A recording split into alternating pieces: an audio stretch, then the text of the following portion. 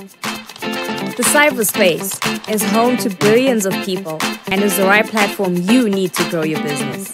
The Center for Innovation and Technology is offering you a golden opportunity to speak directly to your market at an affordable price. We also offer media training workshops, live streaming, documentary production, and events management. Get in touch with us today on the following numbers: +263 867 711 0290 or 0718 100 235. Don't forget to subscribe to our social media platforms. Like our Facebook page, Center for Innovation and Technology. Follow us on Twitter @SiteZW. And you can also check out our website, www.site.org.zw. You can also visit our offices at 45 Moffat Avenue, Hillside, Bulawayo. Take advantage of this opportunity to expand your business.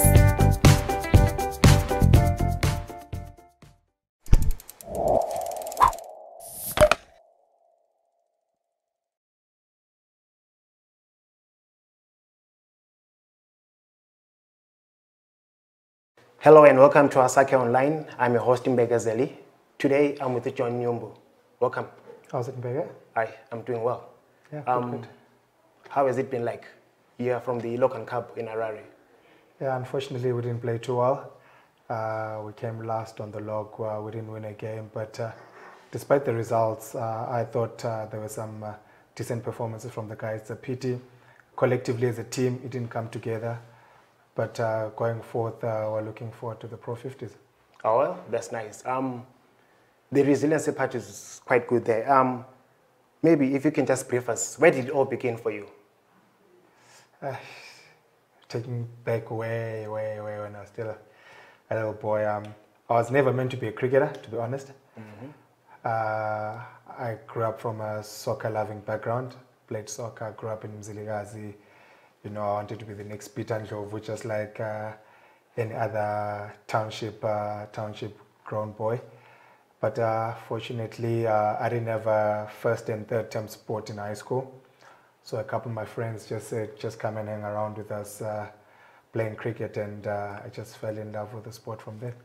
Then did it start at school, or maybe it's a sport that you started to pursue after you were done with school?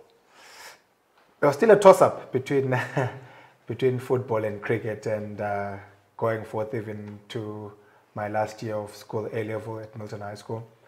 I was still playing both cricket and football, but I couldn't get the opportunity to go and play football for the clubs because of where I stayed, and time young corner I didn't feel was there. But proximity-wise, BAC was a bit closer to home, so tag along again with the same kind of friends that invited me to play cricket. So I managed to hang around there at BAC, playing the odd game for the second team, and funny enough, the talent just sprout out from there. Now, when the opportunity came for you to pursue cricket, the ups and downs, what were the challenges that you faced, and how did you manage to hang on until you got to your first class debut? Jeez. Lucky enough, I made my first class debut when I was still at school. But the jump from the first class debut to actually being a regular in the team was quite a big one, because we had quality players, we had national team players, with the likes of Gavin Ewing, Keith Dabengwa, you know, those guys were regulars in the national team. So I just had to hang in there and keep on playing club cricket and trying to make sure that when my opportunity came, I made the most of it. Okay. Now, which clubs have you rubbed shoulders with that helped you to nurture your career as you moved on? The first club that I played for was Queen Sports Club. I think I played there for about 3 seasons. Moved to Blair Athletic Club. I think that's where I can say I spent pretty much most of my upbringing time as a cricketer.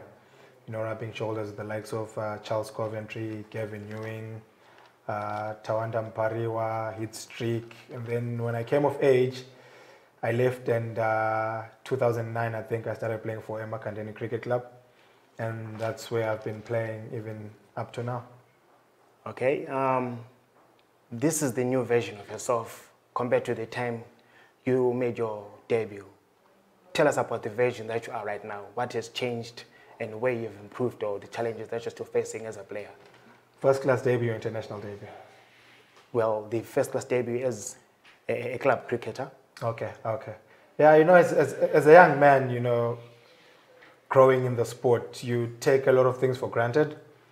And back then, having, how can I put it, having recognized players actually playing the senior role for you, you tend not to feel the pressure. But now, as a captain per se, as a senior player per se, it's now my turn to impart the knowledge that I got from the other guys, the Streaks, the Mpumelelo Mbangwas, the Mluleki Nkalas, the Dabengwas. I feel now it's my turn to impart the same knowledge that was imparted to me to the upcoming cricketers. Then on the national side, how has been the challenge coming up for you? Jeez, that I think that was, for me, a test of patience, because I made my first class debut in 2004, and I made my international debut in 2014. So that 10 years was very tough. I actually got to the point where I had said, I'm enough. Maybe international cricket was not for me. Maybe I was just meant to be a first-class cricketer.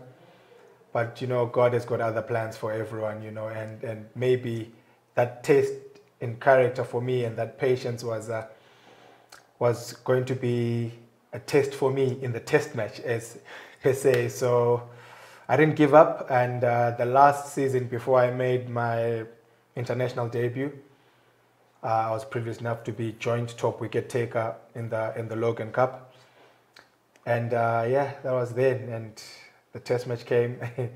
It happened in the test match, and happy days.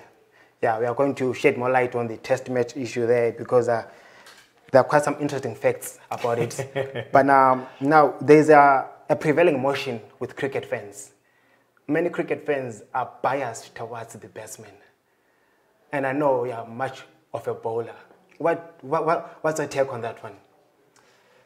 I think it's fair to say that for cricket to be exciting to like the general public, people want to see sixes and fours. So that's why they ended up enjoying watching batters and watching us bowlers getting in for sixes. But yeah, it's a challenge as a bowler and as part of certain bowling units that to ensure that we expose the public or the fans or whoever is watching to the fact that bowlers also play a huge part in the game. When we get wickets, unlike when a batsman hits a six, they don't celebrate. But when you get a wicket, it's like scoring a goal, Yeah. So you just put the fun element in it by crazy celebrations, just trying to make the most out of it. Because trust me, as a bowler, you will get it for so many sixes. Yeah. And you have to live with that. But then also when you get the wicket, you need to make sure that you enjoy the moment, because you don't know when the next wicket is going to come. The batter has got 6 opportunities to hit you for a 6. So when you get that opportunity to get them out, you just have to be happy and make the most of it. Beautiful. Now, there are terms that are used in bowling, and I know you're a spinner. Yeah. Terms like off-break, leg spinner. We seem not to understand or grasp exactly what they mean. Maybe that's why they're biased towards the batsman, because what you guys do is a bit complicated for them. Can you just break them down for us? What does it mean to say leg spinner, off-break, and all those terms? Yeah, in cricket, there are 2 sides of the field. Let's say a right-hander is batting, he's probably batting right-handed. The side that he's facing is called the offside. And the side that's, or aliflatele, is called the leg side.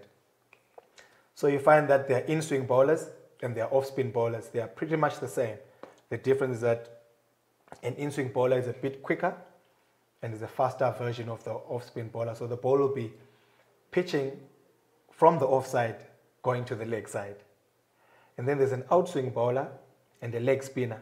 It's like the opposite of the other guy. So he's starting from the leg side, probably going to the offside. Yeah, because much of it seems to be a little bit complicated, especially when they express the terms on TV of break, leg spin. But I think it's not really something that people can bother themselves with, because cricket is just a simple sport. You got the guy who's batting, who's trying to stop the ball from hitting the stumps, those 3 wooden sticks. Yes. And you've got the guy that's bowling, that's trying to hit that. In between that, you've got a ball that's being hit all over the show. You want the guy to hit the ball in the air so that they can be caught out. So, and he wants to hit the ball so that he can keep running between the wickets. So it's not really complicated per se, but the more people watch it, the more actually people listen to what the commentators are saying about what's happening, the more they get to grow in the sport and learn much more. Right. Now, we have seen some decisions being reversed, especially when it comes to the leg before wicket. What are the key pointers for the decisions to be reversed or for them to stand as per the umpire's call? The term on its own, LBW, means leg before wicket.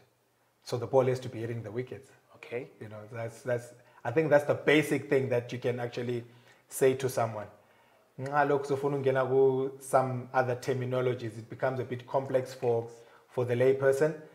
But yeah, that's just it. The ball has to be hitting you in line with the wickets. Well expressed there, well expressed. Now, maybe to magnify the picture of our discussion, you've been involved in Zimbabwean cricket for quite a long time now. Yeah. Given a time frame of 5 to 10 years, where do you see our cricket going? I mean, I hope to see it moving forward, but my hope comes from the hope that we get more game time. Because I believe for anything to improve, it needs constant rehearsing. And rehearsing in sport is not time spent at practice or at nets. It's actually time spent actually playing the sport. So you find that Bangladesh has improved. But imagine how many times Bangladesh came to play against us when we were beating them. They were gaining from us because we were a bit better than them. So that's it. If we're going to play Australia, if we're going to play South Africa, New Zealand, all the other big teams, even if they beat us, but we're learning something. And in due course, we'll be able to compete and here and there beat them. So I think the emphasis is for cricket in Zimbabwe to keep on being played at every level, from school level, from club level, from provincial level to international level. The more the game is played, the more the game is spread, the better it becomes. And from what I've seen, Zimbabwe cricket is actually trying to ensure that that happens, and they're actually trying to get teams to come and play against us, actually trying to get us to go and play against other teams. So the more that happens, the more the people will be exposed, the more players get to play under different conditions, different pressures, different places, and hopefully things will be all right in the next 5 years.